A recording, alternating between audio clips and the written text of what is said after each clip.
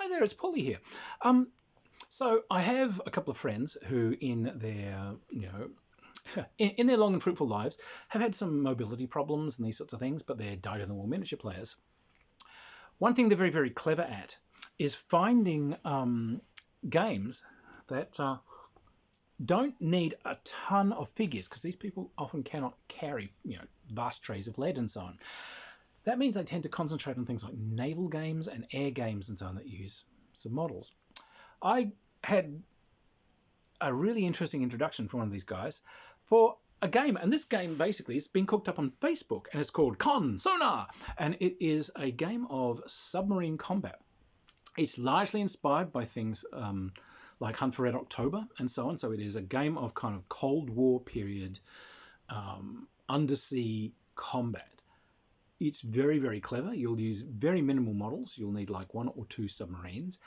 You might need some cool bits of terrain. So bits of terrain you can get are things to simulate like bubbles. So you might want to get polystyrene beads or something like that, because if you have decoys that are giving off bubbles as decoys. Explosions, you can get like essentially down at craft stores, you can get like almost like a little star puffs, like a pipe cleaner. Yeah, because as explosions go off, they screw up with sonar and so on. You might want to do like some underwater mountains and things like that. It's not really necessary because, it doesn't really factor that much into sea stuff. Core basic rules. They've got a big healthy list on their Facebook page for Sonar, which has the submarines, and these submarines are split into different cards to give them different moves. These moves, they express how easily the thing can detect other vehicles and how easy they are to be detected. So if you have an Akula class and you say I am moving at full speed, I'm using the card for full speed cruise or whatever. All right, well, you're cavitating, but you're easy to see. You're a Los Angeles class, I'm going passive search, ultra slow, good. Here's that card says how far you move, what your chances are of picking things up. Different submarines can track more or less foes. Some of the Russian stuff is a little bit primitive and can only really keep a lock on 1 or 2 vehicles. But what you're doing is you're trying to basically get tags on other submarines. And your chance of actually hitting one is very, very, very much governed by how high a contact level you've got with it. The highest level is 3, and what you're trying to do is build your contact up to 3 and then let fly. To get a contact on them, you'll be rolling on 6-sided dice. They're going to have to be in areas that aren't confused by your baffles. It's hard to pick things up through your own propeller noise and so on. There's some neat little tactics. There's the thermal layer, so it's hard to detect someone through from one side of the thermal layer to another. It's more difficult, so moving up and down there. Some Russian submarines can dive way deeper than the American ones, and those very, very deep layers, because of the density of the water and so on, it's actually quite hard to detect submarines that are down at that level. However, you can't fire torpedoes and so on at those levels because the pressure is so high that if you open any of your outer torpedo hatches, then the water that was outside in the ocean comes inside into your living room. You can also put it on the ceiling, etc. So what you're trying to do is you're trying to build up your contact levels, let fly. You've got essentially wire-guided torpedoes, and those wire-guided torpedoes, you can fire them and you can actually physically guide them into the area of another torpedo, and when you want to, you can cut the wire, and then they will go onto active homing. With their own sonar, they will look for an enemy. You can set them to go on a search, or you can set them straight. So you can fling them at someone and just say this is going straight and it's going active now, or you can get it out to the end of the wire or out as far as you need it to go, and then say, right, it's going active and it's doing a circular search. and it's got its own chance of picking up its targets. You can blow out decoys and all that sort of stuff to try and throw stuff off your back. You can try and you can do an emergency blow once a game. You can try and take her up to the ceiling and try and gain an extra chance of dodging those torpedoes. If you can maneuver yourself so that the torpedo moves at a right angle to the submarine that launched it, it will snap the wire. And if it hasn't already been put on active, it will just keep going until it gets to Hoboken. So, there's lots of little tactics and so on this. So, a nifty little game, and the capabilities of the different submarines are so easy. And again, you're probably going to only need 1 or 2 models.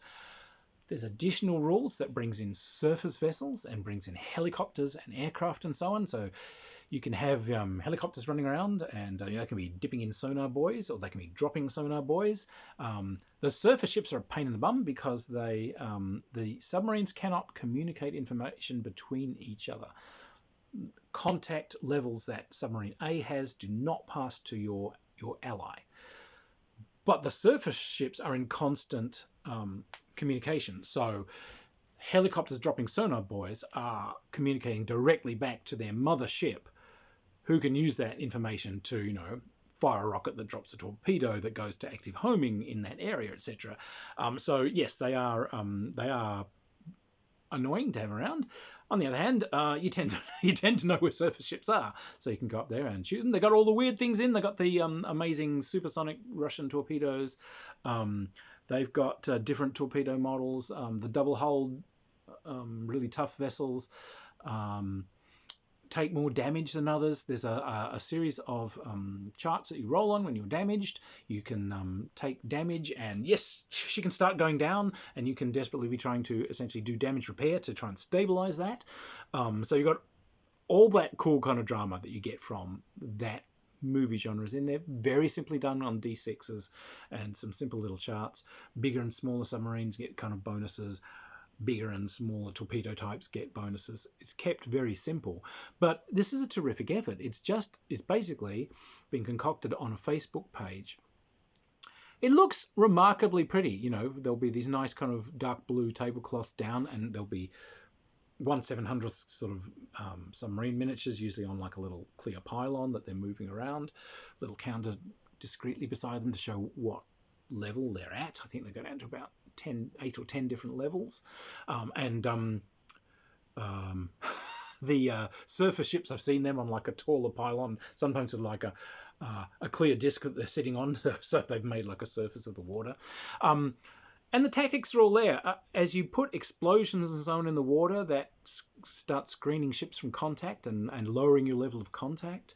So flinging about torpedoes and so on left, right, and centre starts actually screwing up your ability to detect things. You start losing contacts, which then move into your baffles and pick you up, and then you don't pick them up.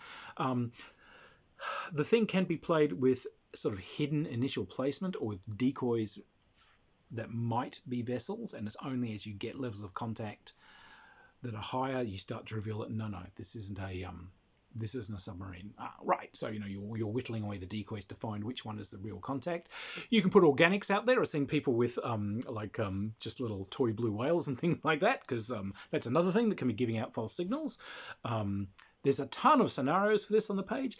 Terrific effort. This is wargaming back its original heart. This is kind of free rules done by gamers for gamers for everyone to enjoy, kind of club members playing it, people putting in their suggestions and building a thing between themselves for everyone to enjoy. I think that's a top effort, and my love goes out to them for just making a communal thing for everyone to enjoy. The submarines, there's a considerable number of them that you can find just like STI styles to print, but also like they actually do exist as models that you can go out there and purchase. Like I said at the beginning, a set of war games rules you can play with very minimal investment in models and terrain. So portability is extremely good. You can literally take everything that you need for a game of this, in a shoebox, and it won't weigh much. Not a bad thing to take traveling if you're going to conventions, because you can take the setup for this with you, and you can take over a table and everyone's seeing these sort of submarines engaging each other, and woo. There have also been some kind of little side rolls half inspired by this, based on the old Stingray show. So you can find the undersea aliens with the fish-shaped ships and so on. But yeah, anyway, this is a great effort, a truly great effort, and I think is well worth looking at. Just find it on Facebook, Con Sonar. Anyway, go and take a look. If you ever liked Crimson Tide and Hunt for Red October, this is definitely for you. So anyway, cheers everyone. Keep playing. If you like the reviews, by all means, like, subscribe. Yay!